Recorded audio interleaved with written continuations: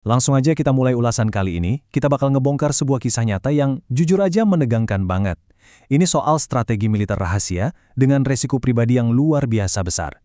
Kita bakal melihat langsung gimana sebuah operasi ekstraksi senyap pasca G30S di Yogyakarta dieksekusi. Bayangin aja, operasi ini butuh nyali baja buat nyelamatin nyawa, tanpa menumpahkan darah setetes pun.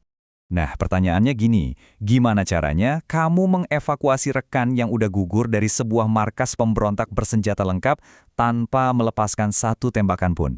Seram ya premisnya, coba bayangkan kamu harus ngambil sesuatu yang sangat berharga tepat di tengah-tengah ratusan pasukan yang lagi panik dan siap narik pelatuk kapan aja. Biar kebayang situasinya, waktu itu ada dua perwira tinggi yang hilang diculik.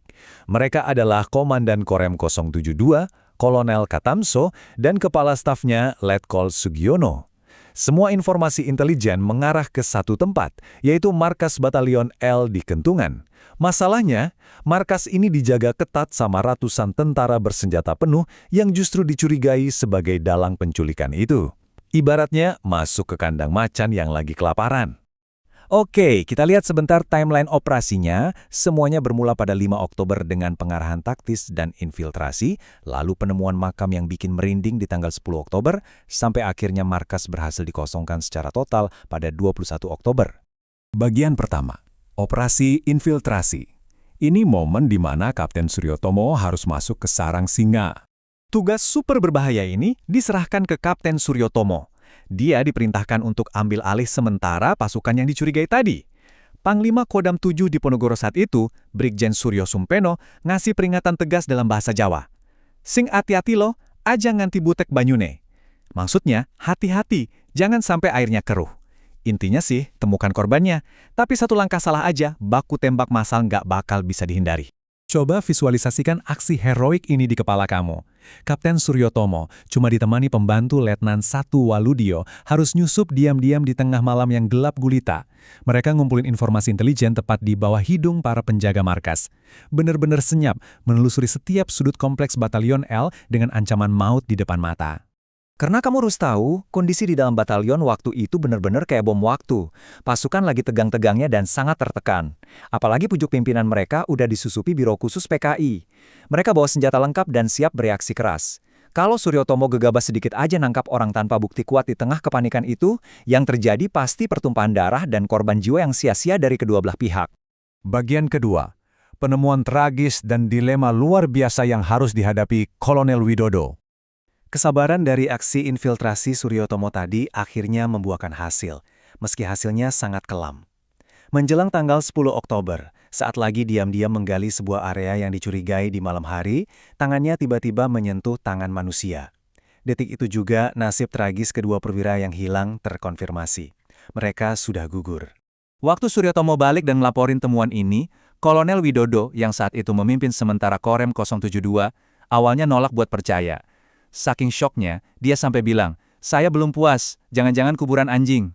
Tapi begitu faktanya nggak bisa dibantah lagi, Widodo cuma bisa terdiam. Mengenang pengorbanan para sahabat seperjuangannya, hatinya hancur banget menyadari mereka udah pergi dengan cara yang setragis itu. Nah, disinilah letak dilema terbesarnya. Widodo punya dua pilihan berat. Pilihan A, nyerang markas secara militer buat ngambil jenazah, yang pastinya bakal memicu pertumpahan darah besar-besaran. Atau pilihan B, pakai strategi senyap tanpa darah, tapi risikonya jatuh langsung ke nyawa sang komandan sendiri. Dia yang harus mempertaruhkan nyawanya berdiri di depan moncong senjata musuh. Bagian ketiga, strategi tanpa darah melalui sebuah tipu muslihat yang benar-benar brilian. Dan hebatnya, Widodo milih jalan damai. Setelah disetujui oleh Maijen Soeharto, dia mengeksekusi 3 langkah manipulasi yang cerdik banget. Pertama, dia ngeluarin surat perintah tugas palsu, seolah-olah pasukan batalion ini ditugaskan ke Sumatera untuk operasi Dwikora. Kedua, wajibin mereka ikut upacara pelepasan resmi. Dan ketiga, giring mereka semua naik kereta api buat ninggalin Jawa. Tujuannya simpel banget, mengelabui mereka supaya ngosongin markas secara sukarela. Lanjut ke bagian 4, ketegangan di ujung senjata, saat upacara pelepasan.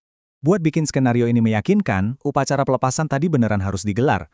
Dan ini, jujur aja, jadi momen paling bikin jantungan dari seluruh operasi.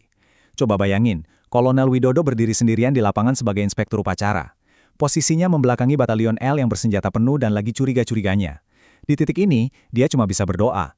Sadar betul kalau sewaktu-waktu peluru bisa menembus punggungnya. Gila banget kan resiko pribadinya? Masalahnya nggak berhenti di situ. Ketegangan makin naik waktu ada alat berat yang telat datang. Di tengah krisis ini, Widodo sama sekali nggak boleh kelihatan panik atau lemah.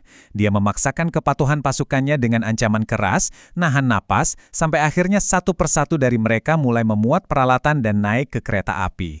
Udah aman? Belum. Waktu kereta udah jalan, batalion ini tiba-tiba nyoba turun di stasiun Wates.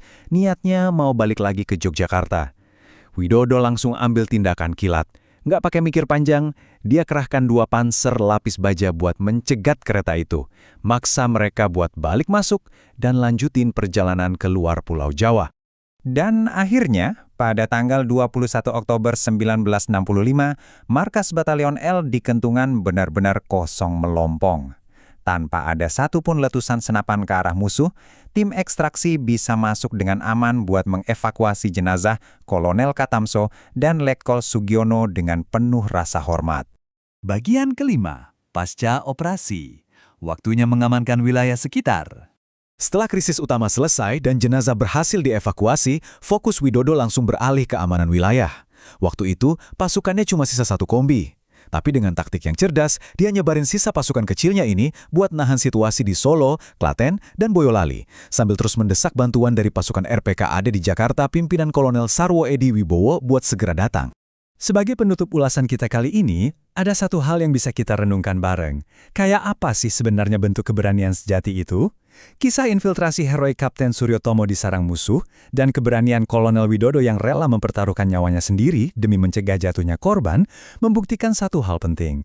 Kadang-kadang, menghindari pertumpahan darah dan milih jalan damai, itu justru menuntut nyali yang jauh lebih besar daripada sekedar mengangkat senjata dan maju berperang. Luar biasa ya? Terima kasih udah ikutin ulasan ini, dan sampai jumpa di eksplorasi sejarah kita berikutnya.